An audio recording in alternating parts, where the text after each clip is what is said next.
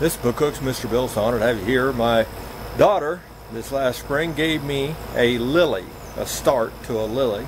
And because she knows I have the rain barrels, and she thought, well, why not just, you're not doing much else with them, why don't you just throw a lily start in there and see how well it does. I'll show it to you.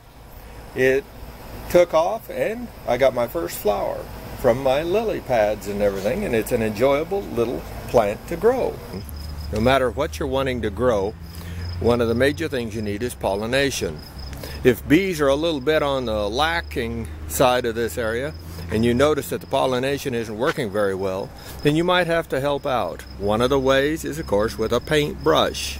Simply going up to female plant flowers, opening them up, dipping that in there, and then putting it onto the different males so that they'll produce a small little gourd, and in time they'll get pretty good size, as this guy is, for example. You bet. But whatever crop you're raising, never forget, without bees, that means that if you don't do the pollinating, it won't get done, because wind just doesn't do that well. Now this is one of my long-necked gourds. It isn't real long. I wish I had had a better crop this year, but hail beat up some of them. But if you want that type of a crop, you're going to have to do a little bit of extra work, perhaps. If you're growing tomatoes, you use cages. That's an important thing. Clear down to, look at all the loaded tomatoes here. Look at all them loaded tomatoes. And the whole plant is full of tomatoes. And they're easy access to get them out of the cage, but there's more reasons than that to grow tomatoes this way. The story of two tomatoes. We have two tomatoes. We have one in a cage and one that was left on the ground. No cage system whatsoever for this little guy. The downside with having it on the ground is you got to get on your hands and knees to pick tomatoes. And there are a lot less tomatoes. I said there are a lot less.